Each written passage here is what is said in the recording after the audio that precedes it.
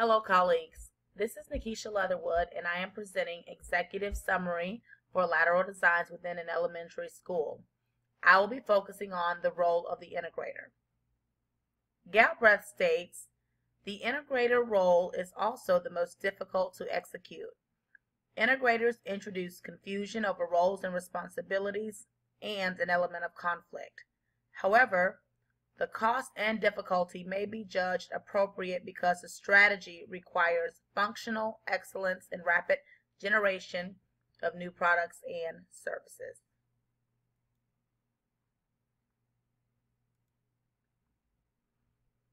As an elementary school principal, we lead by vision.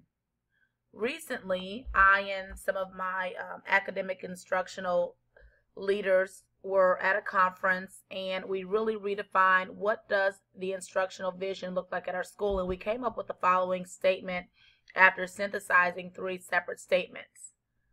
We believe all students deserve the opportunity to think at higher levels. Therefore, students will engage in learning experiences which require them to connect prior learning experiences to delve into new learning, deepening their cognitive capabilities.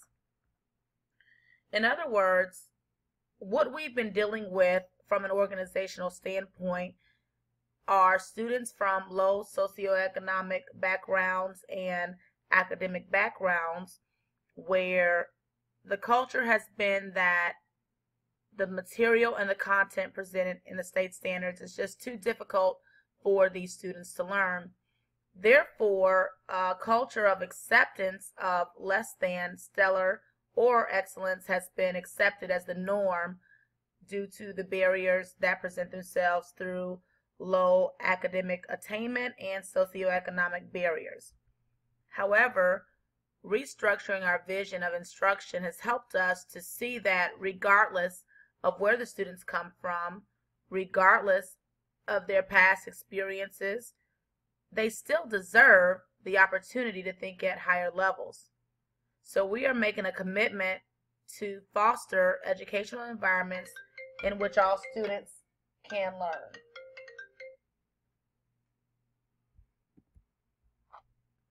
Looking at the role of the integrator in this design, I, as the principal, serve as the instructional leader.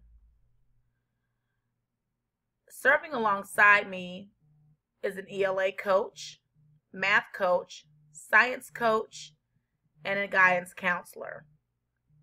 Now, the role of the integrator, as stated in our reading, is actually one who kind of oversees some of our formal groups. And again, this is where some of the conflicts come in with role confusion and responsibilities amongst themselves and within the groups. In order to strategize to get towards a higher level of academic achievement and attainment with our subgroup of students, it is important that all people who are hired know their roles.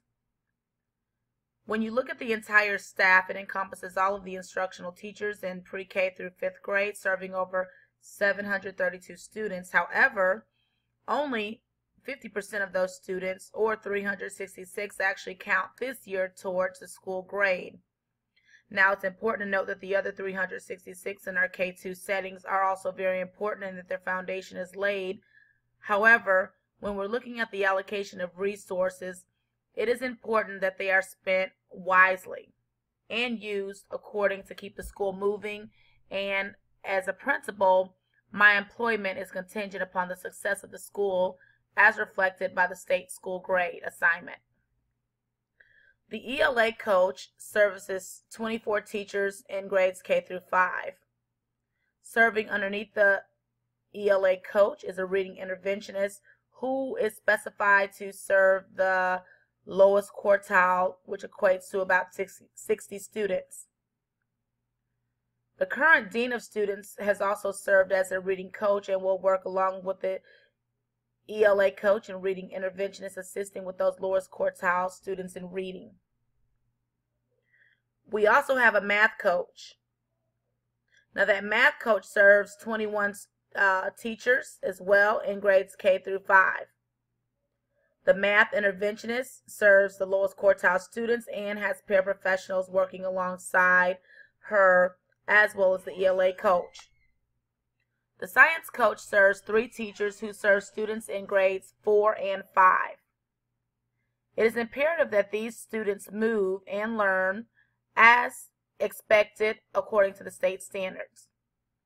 And also, as part of the academic leadership team, we have the guidance counselor who works alongside with the school psychologist. Serving underneath the guidance counselor are our ESE teachers, which are 6. And the primary responsibility is to ensure that compliance is met through IEPs, minutes served, 504 plans, and other accommodations. Paraprofessionals also serve in this setting. Using an integrated approach in the lateral process as an instructional leader, it allows me to break down the instructional alignment with our school to move the school. It is very difficult to manage every single student and their needs by myself. Therefore, these highly qualified professionals serve alongside me, and our roles are split. The students are split, and the teachers we serve are split to get the best overall bang for the buck. And many of these positions are actually paid for through Title I funding. So when we say bang for the buck, it is important to ensure from an organizational standpoint and also from a cost management standpoint that the funds are used appropriately and are helping with student achievement as assigned.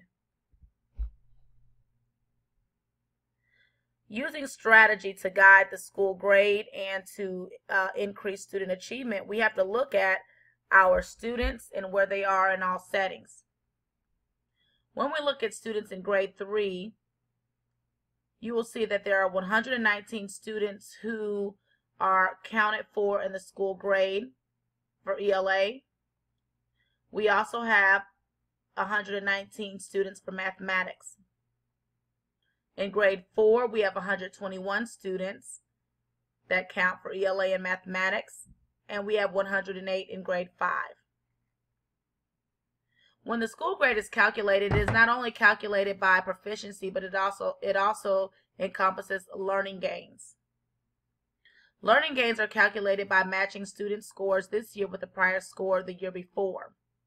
As you can see, in grade 3, there are only 12 students who will count in learning gains. Now, 3rd grade is the first grade that is tested. However, there are 12 students who are retained, therefore, they can count as a learning gain. And as you follow the chart, you see there's 118 students who have a matched prior score and 107 of the 5th graders. When we look, we also see the same, not the exact same number, but the same configurations here. Looking at our students, it's very, very important that we strategize to move our school grade forward. When setting learning targets, we calculate the number of students that we believe based on strategy can make a gain. The hope would be that all students made a gain, but sometimes this just does not happen within one school year, though we try very hard. When I spoke about those interventionists, there is a subset of students who is known as the lowest quartile. These are the students that when you rank their scores in order from least to greatest, these encompass the lowest quartile or bottom 25%.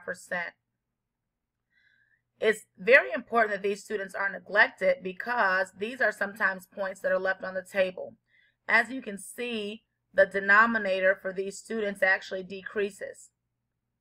So only having a certain number of students in a category, if we strategize correctly and really work with these students intentionally, we're able to capitalize on this student's growth. Now, by capitalize, not just moving the grade forward, but by helping to produce students who are cognitively capable of deepening their understanding of the state standards.